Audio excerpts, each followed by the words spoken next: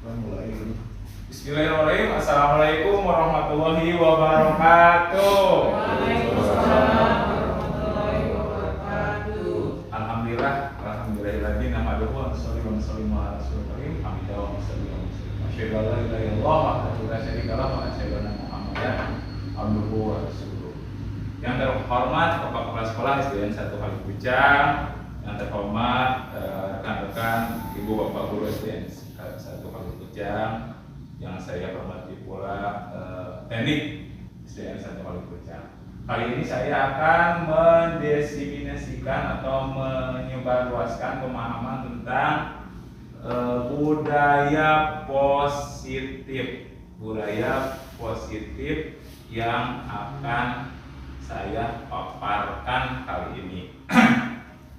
Setelah tadi Bu Nurmala menerangkan tentang bagaimana itu transportasi digital menggunakan media Canva.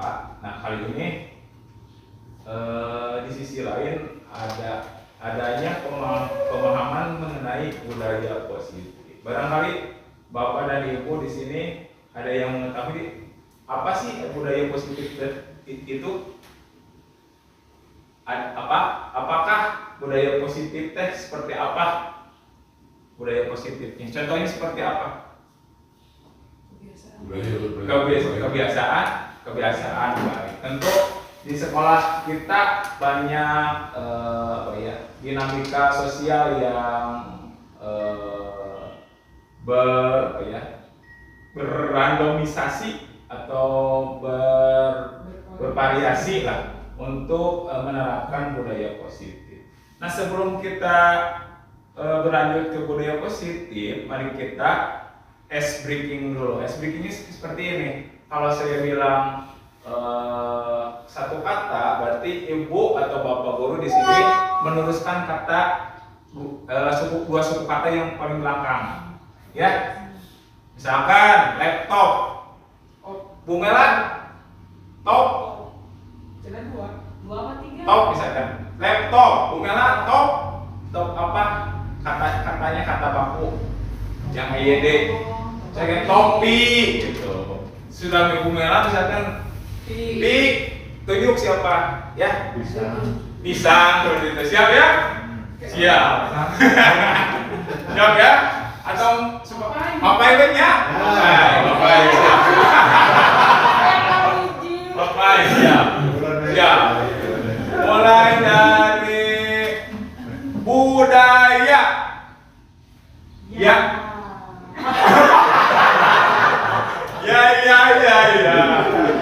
Ya. Yakin. Bebas katanya bebas. Bebas Pak. Kinerja. Ya. Jauh.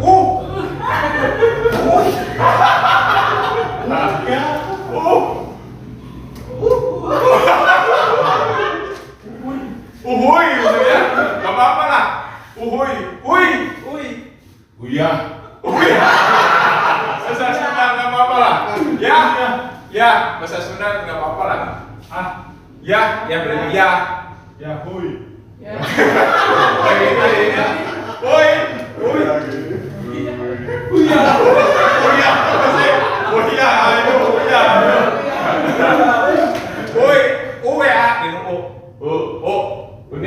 Unik, Bapak? Nikmat. Baik lagi. Matematika. Surga. Kasur. Surabaya. Pak. Yang. Yakin. Siapa balik dari.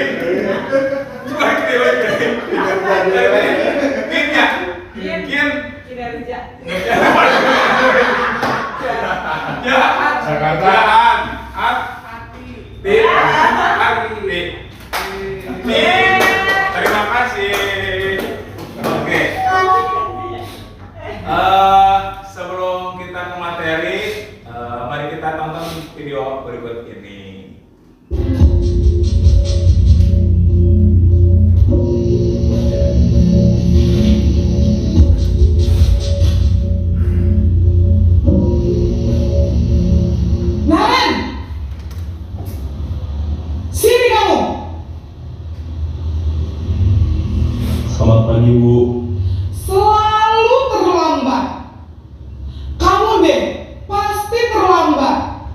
Maaf Bu, saya... Apa? Apa coba? Alasan kamu apa lagi? Kapan sih kamu tidak terlambat?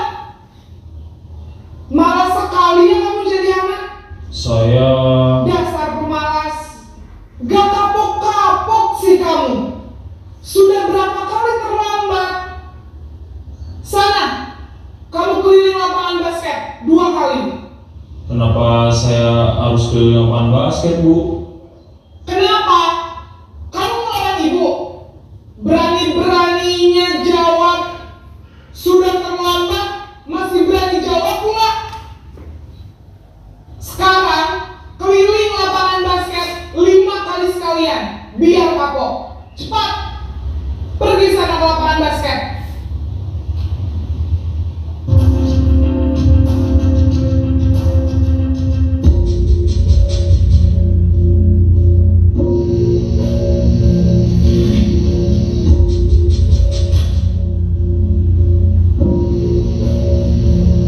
Naren!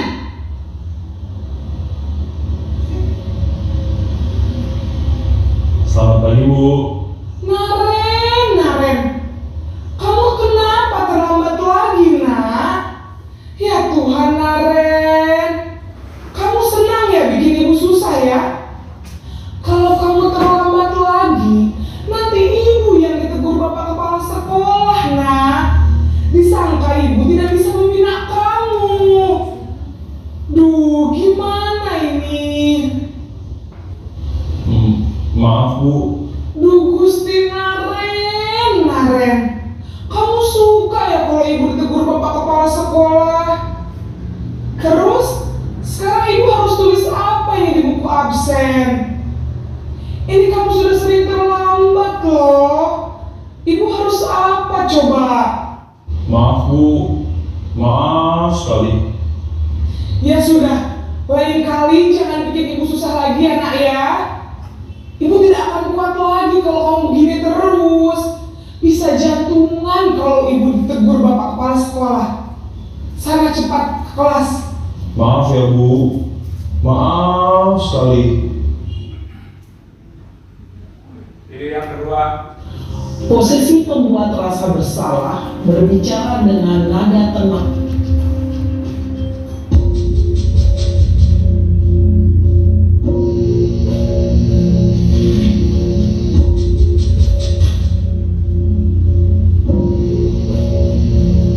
Naren!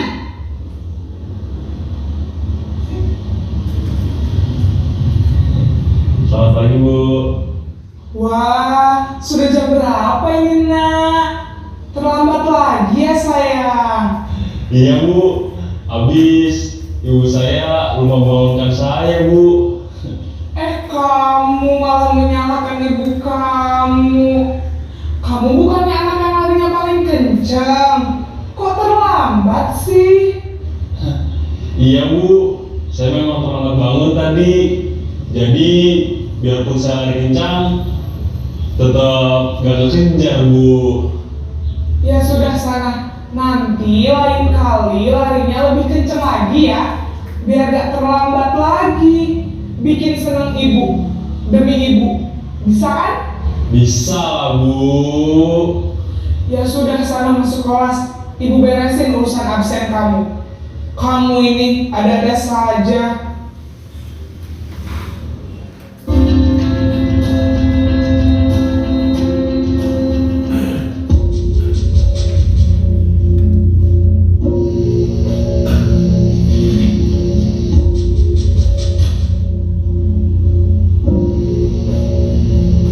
Naren!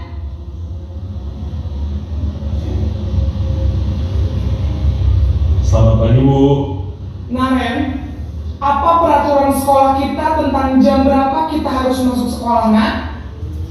Kita harus di sekolah jam 7 Bu. Iya betul, sekarang sudah jam 7.20. Naren sudah tahu konsekuensinya jika terlambat hadir. Paham Bu. Saya harus tinggal kelas pas jam istirahat selama 20 menit. Iya benar, konsekuensinya demikian. Jadi nanti jam 9.30 pas istirahat, kamu harus tinggal di kelas, kerjakan tugas tambahan untuk ketertinggalan kamu, ya? Baik, Bu.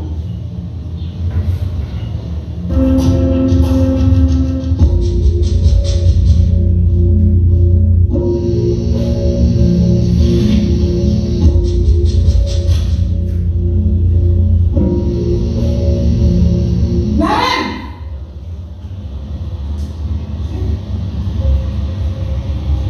Selamat pagi, Bu. Selamat pagi, Naren. Maaf, Bu. Saya terlambat. Iya, sekolah masuknya jam 7, sekarang sudah jam 7.20.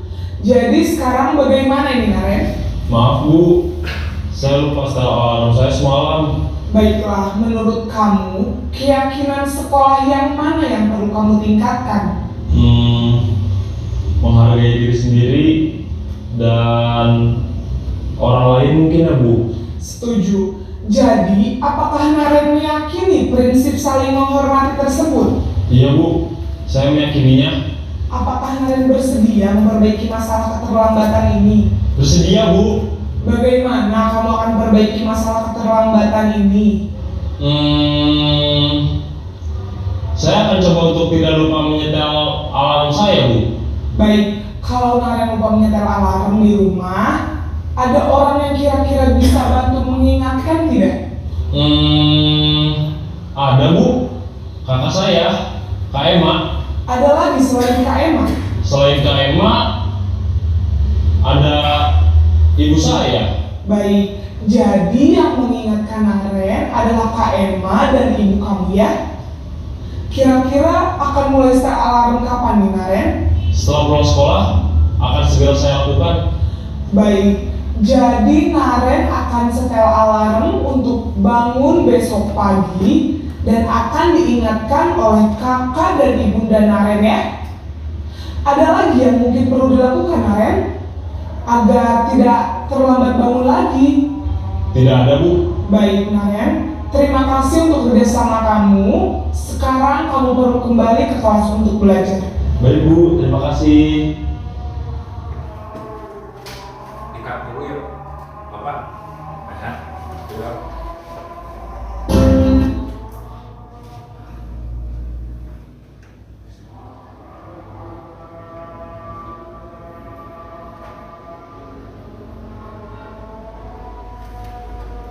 Udah istirahat Pak. Teman-teman lah. Mungkin 15 menit lagi mungkin. Oke, setelah ibu bapak menyimak video yang tadi barusan kita tonton bersama, tentu ada hal yang menarik yang perlu kita kaji. Yang pertama, ada yang namanya guru menjadikan posisi penghukum untuk anak tersebut. Yang kedua, merasa bersalah, jadi merasa menuduh anak tersebut seakan-akan dia bersalah. Yang ketiga, posisinya sebagai teman, dan yang keempat, pemantau atau pemonitor, dan yang kelima, manajer. Nah, di meja Bapak Ibu itu ada sticky note warna kuning dan satu buah pulpen yang Ibu Bapak harus coba menganalisa posisi mana yang kurang tepat dan posisi mana yang paling tepat. Jadi ada 5 posisi kontrol dulu. Yang pertama penghukum, yang kedua pembuat merasa bersalah, yang ketiga teman, yang keempat pemantau, dan yang kelima manajer. Jadi Ibu Bapak menuliskan posisi kontrol yang kurang tepat dan posisi kontrol yang paling tepat. Satu aja. Misalkan posisi kontrolnya yang kurang tepat sebagai penghukum. Kamu mah misalkan tadi teh terlambat. Why? Dan kata saja posisi kontrol guru yang kurang tepat adalah posisi kontrol guru yang paling tepat adalah Jadi ada 5: penghukum, pembuat merasa bersalah, teman, pemantau, atau manajer. Tanpa perlu alasan. Alasannya apa?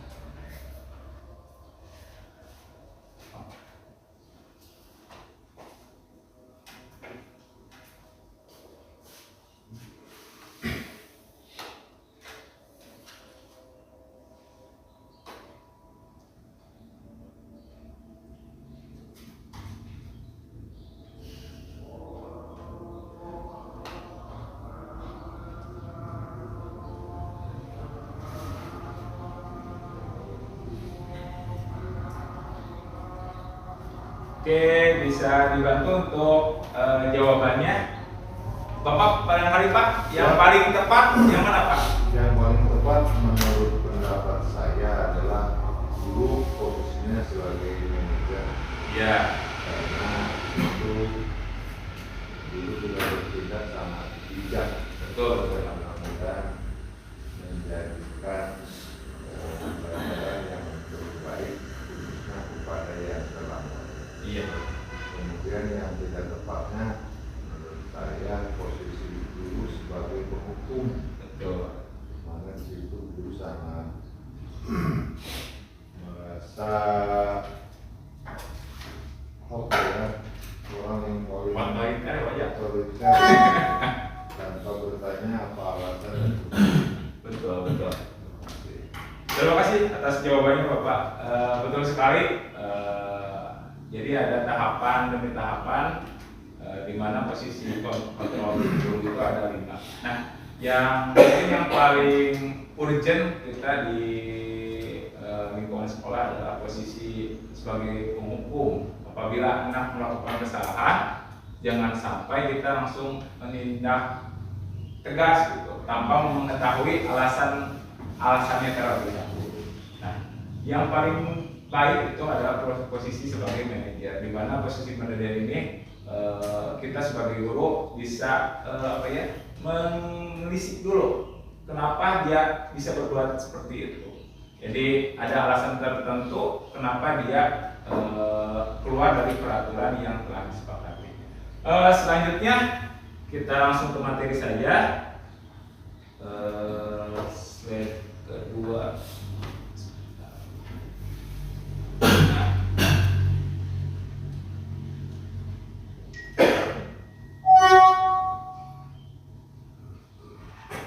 Ada konsep inti budaya positif, ada 8. Yang pertama, perubahan paradigma positif, disiplin positif, nilai-nilai kebajikan, kebutuhan dasar manusia, motivasi perilaku manusia, posisi kontrol guru yang telah kita tadi bahas, keyakinan kelas, dan segitiga restitusi. Kita bahas satu persatu.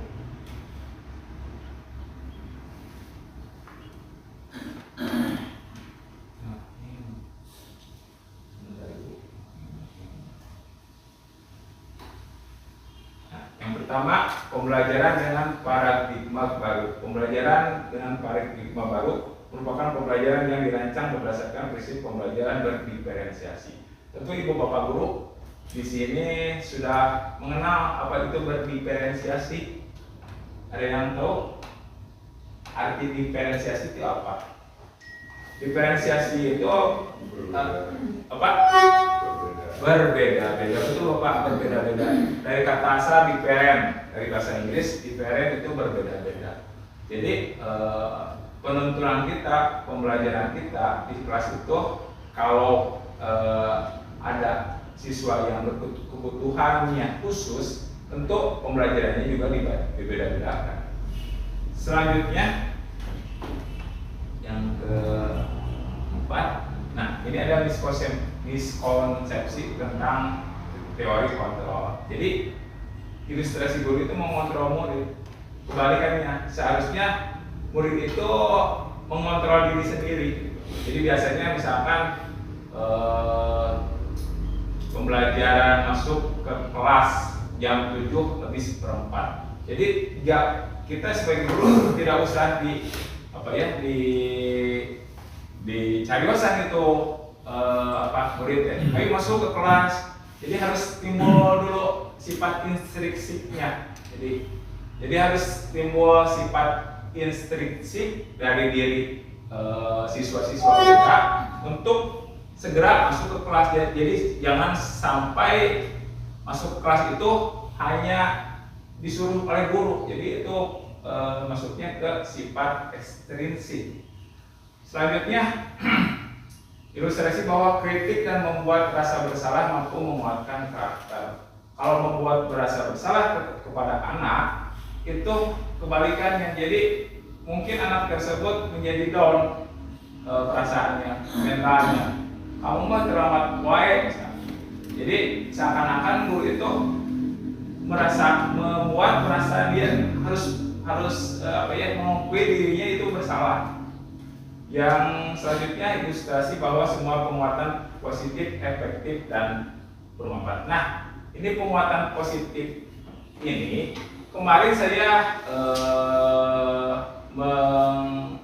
mengedukasi anak-anak tentang ke sini dulu kanan. Tentang peraturan kelas yang mereka sudah kerjakan.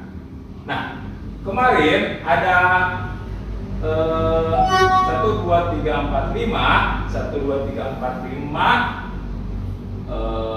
sub-sub yang murid-murid itu berdiskusi untuk menentukan keyakinan kelas.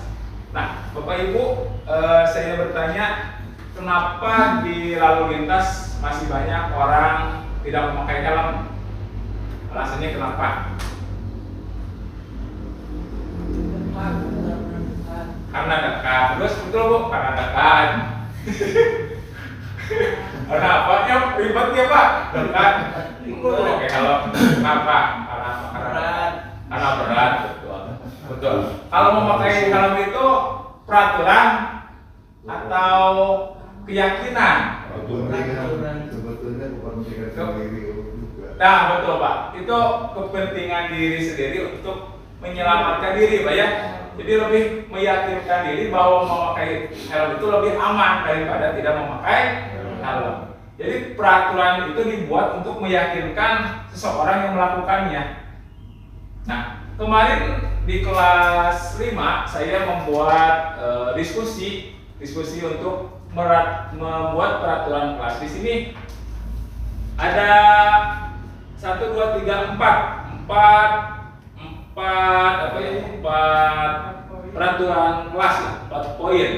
Yang pertama di sini adanya janganlah datang terlambat. Ini tidak datang terlambat atau jangan datang terlambat.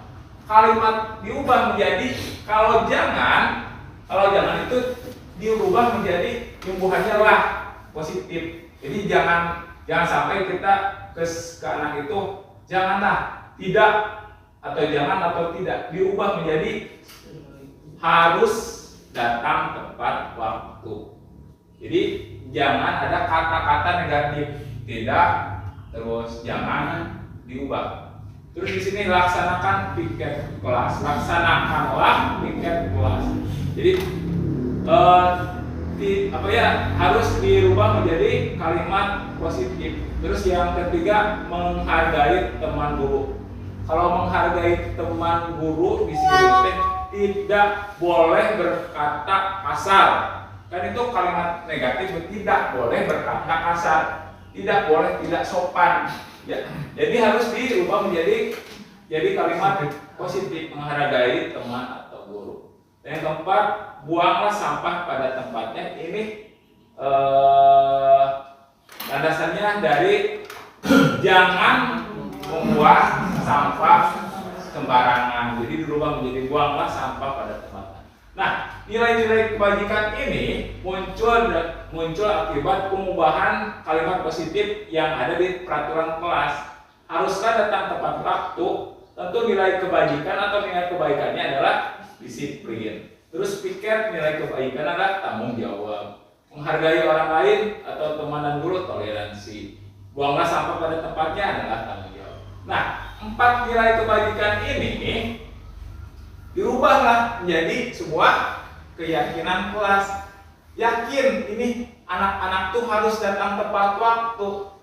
Yakin laksanakan piket kelas. Yakin menghargai teman. Yakin membuang sampah pada tempatnya. Jadi peraturan-peraturan ini dirubah menjadi kalimat positif dan berefek atau bermanfaat untuk nilai kebajikan dan berubahlah bermetamorfosis menjadi keyakinan kelas. Jadi anak-anak tersebut harus yakin bahwa 4 poin ini harus tertanam dalam diri anak-anak tersebut. Nah, kenapa di sini ada tabel T? Tabel T ini tujuannya adalah atau bentuknya adalah seperti T dan kata awalnya adalah T tampak adalah tidak tampak.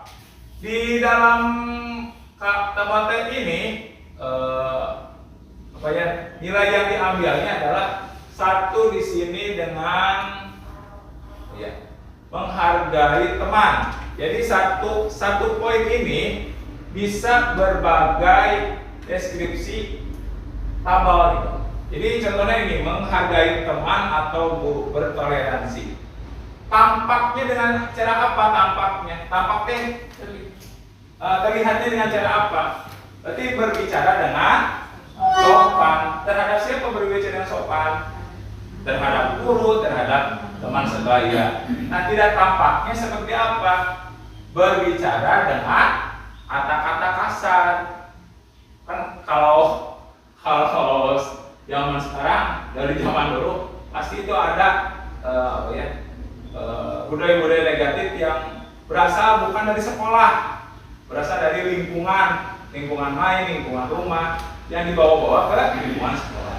Terus yang kedua, mendengarkan saat guru berbicara. Jadi masih masuk ke menghargai guru. Kalau yang pertama itu bisa menghargai guru atau teman, yang kedua menghargai guru, mendengarkan saat guru berbicara. Cara tampaknya, tidak tampaknya acuh terhadap guru. Apabila kita mengajar di kelas, kalau anak-anak hari-hari berarti dia tidak melaksanakan keyakinan kelas yang dimana poin 3 toleransi tidak dikerjakan. Nah, di sini ada tabel Y bentuknya Y. Di sini ada 3 pilar yang merumuskan tabel Y. Ada yang terdengar, terlihat, dan berperilaku. Dengan cara apa terdengar? Berbicara dengan sopannya. Dengan cara apa? Misalkan dengan cara assalamualaikum, menyapa, itu mendengarkan. Jadi ini sesuatu runtutan atau bukan benang kusut, tapi benang menyambung dari tabel ke nilai kebajikan, keyakinan kelas, kalimat positif, peraturan kelas. Nah, selanjutnya di sisi sebelah kiri ada terlihat. Dengan cara apa terlihat? Berbicara sopan tersebut dengan cara menyapa terlebih dahulu. Menyapa bisa menyapa dengan assalamualaikum yang tadi. Jadi terlihatnya dengan cara menyapa atau menganggukkan bisa. Terus kalau di sisi saat guru berbicara saat mengajar, terlihatnya kelas menjadi kondusif. Dan yang terakhir, berperilakunya terlihat dengan cara apa? Misalkan menyalipkan tangan, membungkukkan badan seperti itu. Nah, ini tabel Y dan tabel B adalah implementasi dari poin budaya positif yang dirumuskan, didiskusikan oleh teman-teman kelas. Jadi keyakinan kelas ini bermuaranya pada poin yang mereka sepakati.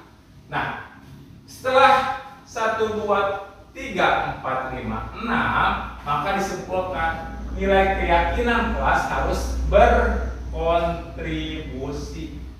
Kalau berkontribusi berarti artinya apa? Ada kontribusi dari guru, ada kontribusi dari siswa. Misalkan ini saya contohkan melaksanakan piket kelas. Kontribusinya guru apa? Coba ibu apa? Kalau kontribusinya dari guru apa? untuk melaksanakan piket kelas atau di hari sekolah? Apa Bu? Mengingatkan bisa, memberi motivasi bisa, terus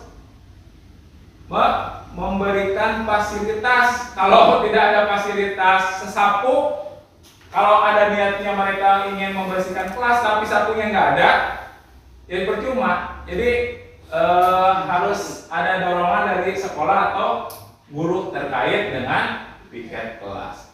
Terus di sini kalau siswa berarti kontribusinya apa? Melaksanakan dengan penuh tanggung jawab. Nah seperti itu. Jadi runtutan peraturan kelas menjadi keyakinan kelas seperti ini. Jadi kalau dalam pembelajaran mah kena ya RPP-NAOG gitu. RPP-NAOG dari mulai tujuan belajar, alur belajar, terus proses pembelajaran, diikuti, terus refleksi, tindak lanjut seperti ini.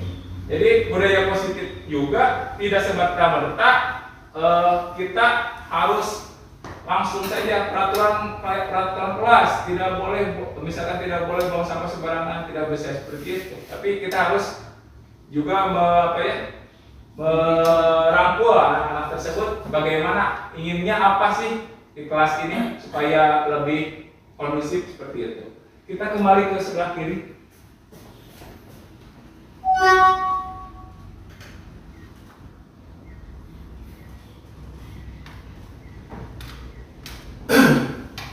Nah, ini ada berubah paradigma stimulus respon ke pendekatan kebijakan. Tentu di sini ada positif atau negatif atau kebalikannya dari utara ke atas, kutub utara dan kutub selatan. Contohnya satu saja. Kebutuhan kita sama, kebutuhan murid itu sama tidak? Tidak ya. Walaupun kita belajar matematika, belajar penambahan, tapi anak-anak kan ada yang bisa tambahnya satu digit atau 2 digit atau 3 digit. Maka dari itu kita harus bisa membuat pembelajaran yang tadi berdiferensiasi. Jadi teori kontrol tentang dunia anak-anak itu, kebutuhan murid itu beda. Maka dari itu kita tidak boleh kalau nyocok sireum mah ditepak sireumna hiji tapi katapak sadaya teu kengeng gitu. Jadi kalau bisa dianalogikan seperti ini. Lomba lari, anak-anak lomba lari nih. Lomba lari 100 meter. Tapi anak-anak tersebut ada yang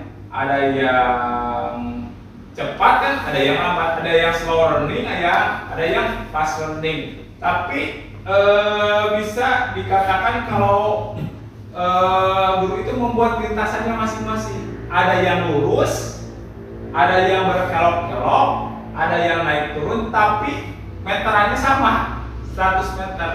Itu bisa dianalogikan seperti pembelajaran berdiferensiasi. Jadi jangan sampai gini. Anaknya yang cepat nih, yang cepat berlari, si A yang cepat, si B yang lambat, si C yang sedang. 3 orang itu berlari 100 meter. Tentu si A yang paling cepat ke depan. Nah, harus berbarengan seperti apa? Buatlah berkelok-kelok untuk si A.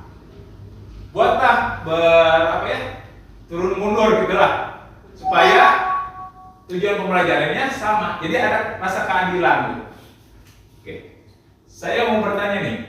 Misalkan suatu kelas ada 20 siswa yang sedang mengerjakan soal matematika.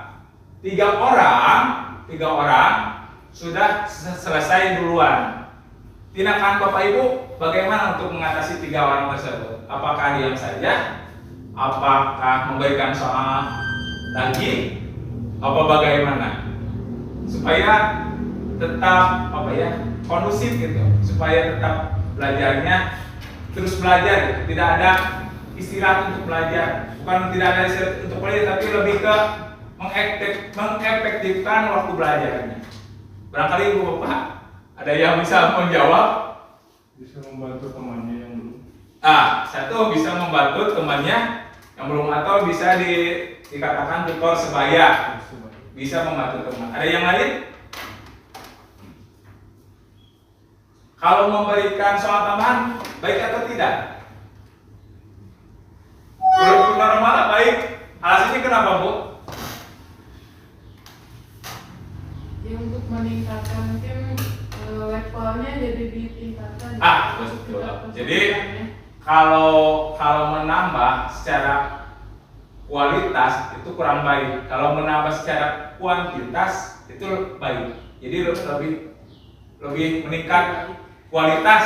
Jadi meningkatkan kualitas gitu. Pertanyaannya nih, sederhana 2 tambah 2 kan gampang, udah bisa dikerjakan. Tapi kita dinaikkan misalnya 22 tambah 22. Jadi anak-anak tersebut makin berpikirnya makin satu makin lama, dua makin menggali gaya pemikirannya seperti itu. Selanjutnya, nah ini ada teori disiplin positif yang tadi ya, disiplin artinya dia berasal dari kata disiplina yang artinya belajar. Disiplin mengacu pada disiplin diri yang memiliki tanggung jawab terhadap apa yang dilakukan berdasarkan nilai-nilai yang diyakini. Disiplin positif merupakan salah satu cara penerapan disiplin yang bertujuan untuk menumbuhkan kesadaran serta memberdayakan peserta didik tanpa imbalan penghargaan, reward, dan camaran. Nah, saya bertanya lagi, Bu, Bapak, apabila siswa dikasih penghargaan, misalnya gini, piket A, Bapak dikasihan permen, bagus atau tidak? Tidak. Kenapa alasannya begitu? Ya berarti harus ada imbalan. Betul, harus ada. Tanggung jawab. Betul. Jadi jangan masuk ke sirkuit atau ke koridor seperti mengiming-imingi sesuatu agar mereka melakukan tindakan kebajikan. Seperti itu. Selanjutnya,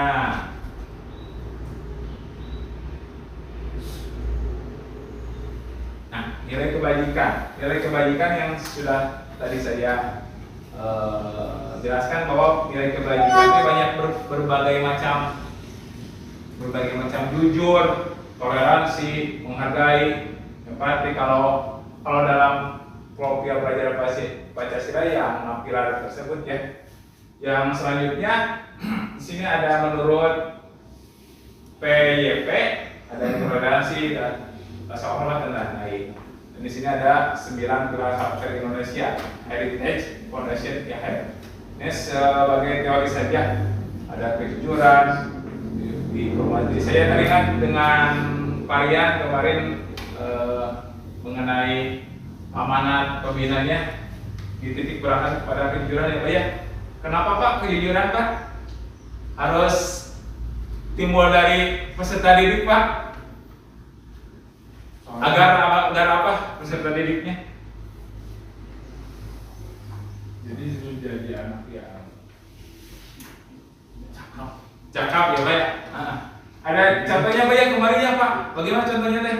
Ada yang nemu uang terus dia tidak ngambil tetapi dikasih ke guru. Nah, nilai-nilai kejujuran ini sudah tertanam dalam peserta didik kita. Jadi harus ada nilai-nilai kejujuran. Oke, selanjutnya lapar ya Bu? Oke, kebutuhan dasar manusia. Kebutuhan dasar manusia menurut Bapak Ibu apa sih? Kebutuhan dasar manusia yang paling mendasar apa? Tentunya kesehatan ya. Kesehatan. Terus kalau dalam dimensi umum apa? Sandang, pangan, papan. Kalau zaman now tambah dengan jaringan. Ya, jaringan. Ibu bapak pasti sadi di internet aja. Jaringan. Mau mungkin internet banyak. Pasti di sarang jaringan. WA buka, terus media sosial buka, terus tugas-tugas pasti melalui jaringan. Oke, kebutuhan dasar manusia ada 5. Satu, penguasaan. Menurut Dr. William Glazer, penguasaan bertahan hidup pasti saya ada rasa diterima, kebebasan, kesenangan. Bisa ada yang mencontohkan tentang kesenangan? Contohnya seperti apa? Kebutuhan dasar manusia, kesenangan. Ada? Oke, dalam teori atau paradigma apa itu teh? Paradigma kehadiran di luantara itu, jadi anak-anak tersebut dengan kodratnya itu bersenang-senang gitu. Jadi semakin anak senang, semakin anak akan tertarik dengan pembelajaran kita gitu. Jadi kesenangan ini sesuatu output yang harus ada, yang ada di siswa. Jadi pembelajaran itu harus menyenangkan. Kalau membosankan, anak-anak pasti tidak mengikuti dengan baik, seperti itu. Ya, selanjutnya motivasi perilaku manusia untuk menghindari ketidaknyamanan, untuk mendapatkan imbalan penghargaan dari orang lain, untuk menjadi orang yang mereka inginkan dan menghargai diri sendiri, dan dengan nilai-nilai yang mereka percaya. Selanjutnya, nah ini konsep disiplin dengan identitas gagal. Hukuman yang tadi, yang video yang pertama itu menyakitkan hati murid, tidak menjadi nyaman, murid menjadi takut, memaksakan kehendak, murid menyembunyikan kesalahannya, murid menjadi rendah diri. Terus penghargaan tidak efektif yang saya tadi contohkan, memberi permen apabila tidak piket, memberi permen apabila piket, merusak hubungan sifat iri, mematikan kreativitas, mengumpul dengan kita bahas nih, mengumpul dengan sistem ranking, dan yang terakhir merampas hak menghargai dirinya. Ibu bapak, tentu kita di sekolah kita masih ada lah peringkat atau juara-juaraan. Menurut bapak ibu, nilai plusnya apa sih? Nilai baiknya? Memotivasi supaya anak lebih berprestasi. Tetapi di sini konsep disiplinnya menjadi identitas gagal. Kenapa? Kenapa menggunakan sistem ranking? Kembali ke nomor 2, ada kemungkinan adanya sifat iri. Abi mah kengkial lah. Mana mah kengkialnya. Nah, biasanya sok aya iri. Tapi iri ini harus kita lebur menjadi kata motivasi, kata motivasinya. Nah, di sini disiplin dengan identitas sukses. Konsekuensinya penguatan jangka pendek, perlu monitoring berkelanjutan, stimulus atau respon murid, menghormati perlakuan, kehilangan waktu untuk menurunkan kesalahan, restitusi, murid bertanggung jawab untuk perilakunya, fokus pada pemecahan masalah jangka panjang, murid menghormati dirinya orang lain. Terus dari kontrol dirinya menggunakan kontrol, murid bersemangat memperbaiki kesalahannya. Nah, konsep disiplin ini yang sukses ini harus timbul dari diri siswa sendiri dengan cara yang tadi 5 posisi kontrol guru, dengan meyakinkan adanya keyakinan kelas atau penguatan diri terhadap budaya positif yang akan dilakukan oleh anak-anak. Selanjutnya, nah ini ada kata-kata istilah yang Bapak Ibu perlu ketahui. Di sini ada restitusi. Restitusi adalah proses menciptakan kondisi bagi murid untuk memperbaiki kesalahan mereka sehingga mereka bisa kembali pada pokok mereka dengan karakter yang lebih kuat. Jadi jangan sampai kalau ada kesalahan itu kita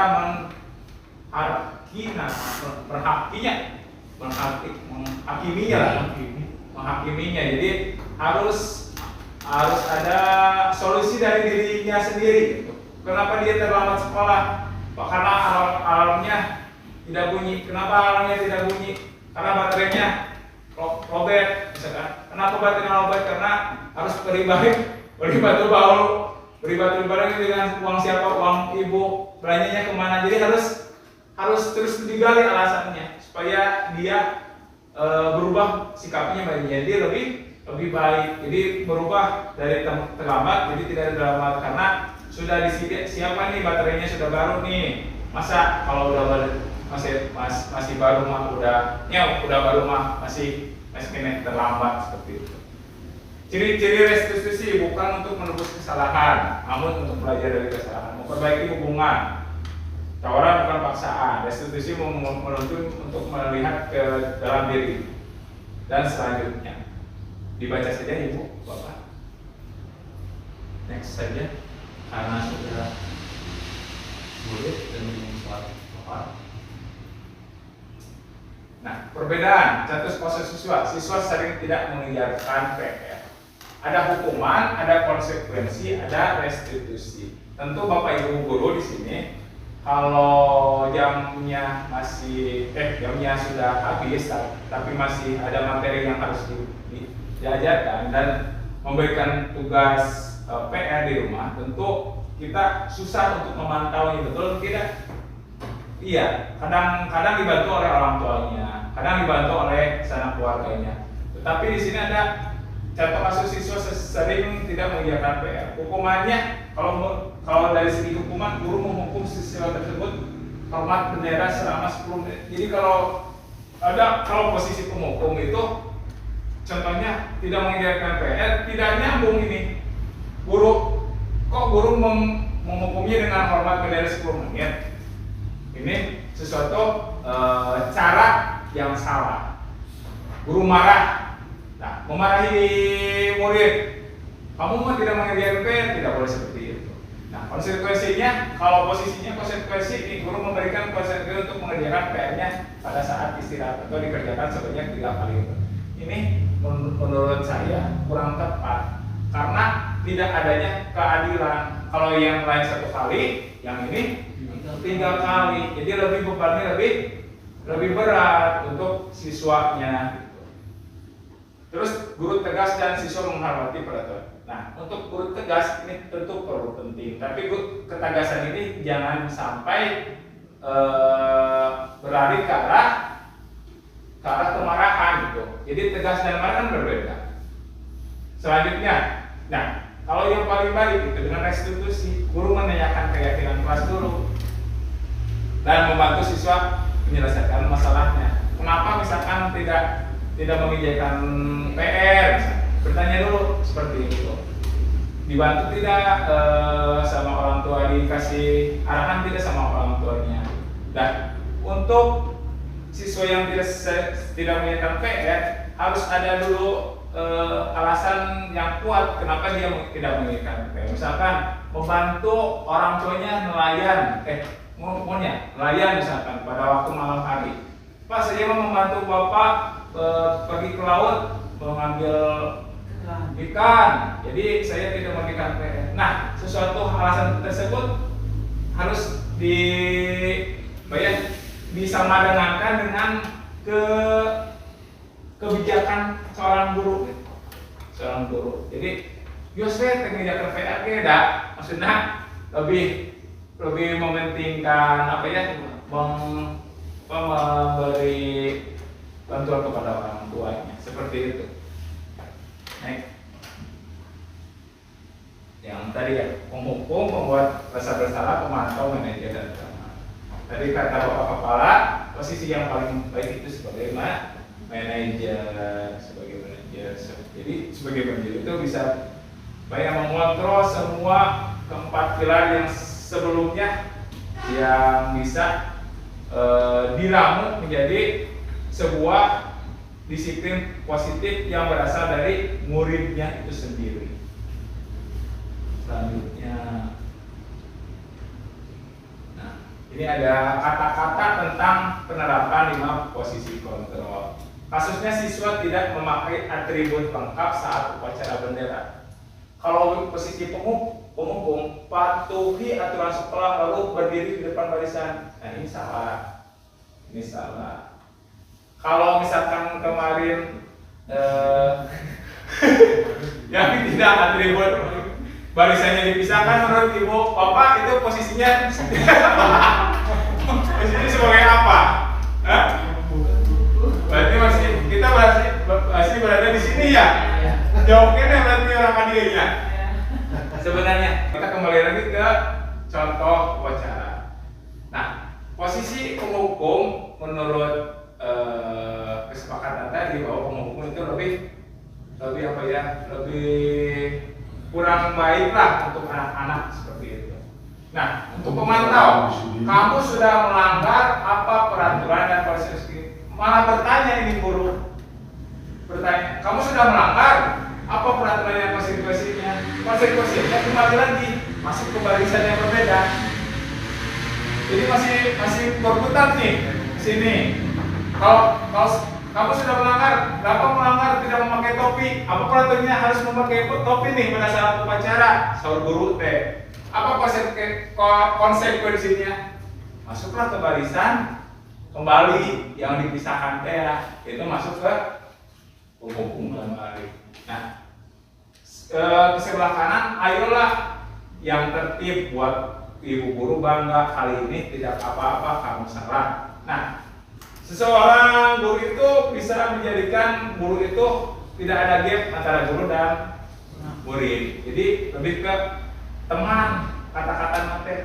Ayolah yang tertib buat guru bangga. Jadi seakan-akan kalau atributnya tidak lengkap, ibu juga, bapak guru juga kalau upacara tidak lengkap. Jadi harus menyontohkan dulu seperti itu. Misalkan Abi guru pejoka, tapi Senin teh tarang kayak kibat, kan itu sesuatu apa ya? Copy paste yang salah lah untuk anak-anak gitu. Bapak gitu tengenge atribut tapi jadi hukum. Tapi Abi tengenge atribut kok dipisahkan barisnya. Nah, seperti itu.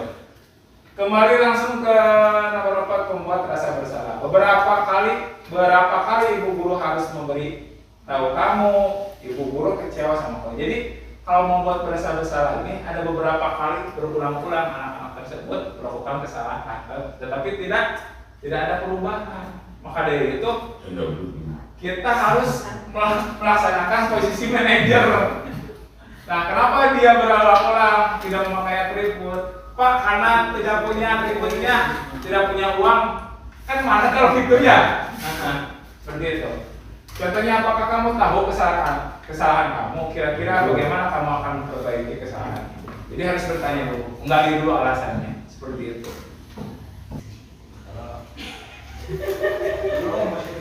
Tadi ya. yang selanjutnya keyakinan kelas. Mengapa keyakinan kelas? Mengapa tidak peraturan kelas? Tadi saya sudah jelaskan ya mengenai helm motor kayaknya. Nah, kegiatan yang saya lakukan pada kemarin, guru bersama siswa membuat keyakinan kelas, berdiskusi tentang peraturan dulu. Jadi anak-anak itu diberikan satu peraturan yang menurut mereka urgent. Yang saya garis bawahi, banyak anak-anak itu tentang ini Pak, apa ya, bullying, tapi bullyingnya dalam artian verbal Pak. Maneh mah terus suka bukan mengejek tapi mau berbicara tentang nama orang tua. Tapi kalau nama orang tua itu sebenarnya tidak membuli, tapi maksudnya apa ya? Jadi mengartikan anak tersebut bapak orang diledek, sebenarnya tidak. Kalau nama saja, kalau bilang nama saja. Bapak saya misalkan Pak Edi misalnya. Edi, kalau ke diri pribadi emang sih apa ya? Menimbulkan suatu benar gitu jadi hati. Tapi kan kalau dari sisi ucapan menyebut nama orang tua, kalau dengan bapak mah Pak Edi misalnya, kan itu kan lebih sopan gitu. Kalau Edi saja karena orang tua itu menjadi sebuah bullying. Nah, seperti itu. Terus menyusun peraturan menjadi keyakinan. Tadi sudah dibahas, menempelkan keyakinan kelas. Nah, kata-kata menempel ini bukan artinya menempelkan lem terus ditempelkan kaki, tapi ditempelkan di hati Pak. Artinya Kadang kita udah kali deh kerjakan tugas berhasil besok nau kirap lagi. Seperti itu. Selanjutnya Bapak Ibu. Sedikit lagi ya. Ya pembentukan kelas, keyakinan kelas ya, lebih yang tadi saya bahas lebih abstrak. Jadi abstrak dulu ya, tidak harus konkret dulu, tapi lebih abstrak untuk peraturan-peraturannya. Berupa pernyataan universal. Universal berarti pernyataan umum lah, umum yang dibuat untuk menyatakan sesuatu dalam pembentukan keyakinan. Terus dibuat dalam bentuk positif. Jadi jangan ada kata-kata tidak, jangan terus dan lain-lain. Jadi dirubah menjadi buanglah atau kerjakanlah atau lakukanlah seperti itu. Terus sedikit saja biar mudah diingat. Jadi sedikit peraturan yang harus dibuat deskripsinya, jangan terlalu banyak. Seperti misalkan seperti satu paragraf atau satu kalimat panjang. Terus dapat diterapkan di kelas. Semua warga kelas hendaknya ikut berkontribusi dalam pembuatan keyakinan kelas. Jangan sampai anak ikut berkontribusi dalam keyakinan kelas, tapi dia tidak menjalankan keyakinan tersebut. Terus bersedia meninjau kembali keyakinan kelas dari waktu ke waktu. Nah ini yang terakhir, meninjau dulu apakah ada pelanggaran-pelanggaran yang sudah diterapkan dari 4 poin yang kemarin didiskusikan dan dimusyawarahkan. Selanjutnya, nah ini menstabilkan identitas. Ada 3 restitusi. 1, menstabilkan identitas. Kita semua akan melakukan hal yang terbaik yang bisa kita lakukan. Validasi tindakan yang salah, semua berperilaku memiliki alasan. Menanyakan keyakinan. Kita semua memiliki motivasi dan karena. Nah, sebelum kita tutup, saya sudah membuat video segitiga restitusi yang saya buat bersama anak-anak yang memiliki kasus tertentu. Silakan ditonton terlebih dahulu.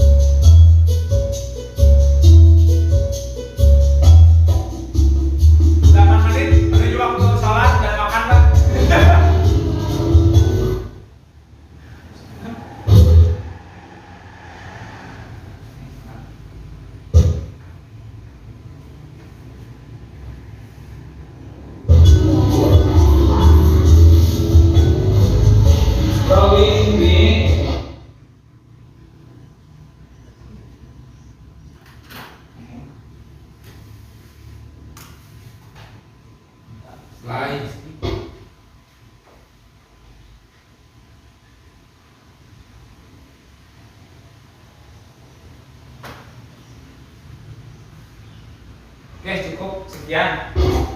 Cukup yang banyak. maksudnya supaya ya dokumennya ini mah. Ya maksudnya memvalidasi anak. Kenapa? Mengejek. Selamat siang. Profil mengejek. Katanya mengejek duluan Pak. Ojinya misal. Jadi seorang itu kalau dia terganggu, pasti ada sesuatu yang dia pertama dia mengganggu gitu. Jadi kalau tidak ada apa Pak? Asap, mohon pasti tidak ada api. Ya. Terima kasih atas perhatiannya. Mohon maaf apabila ada kesalahan.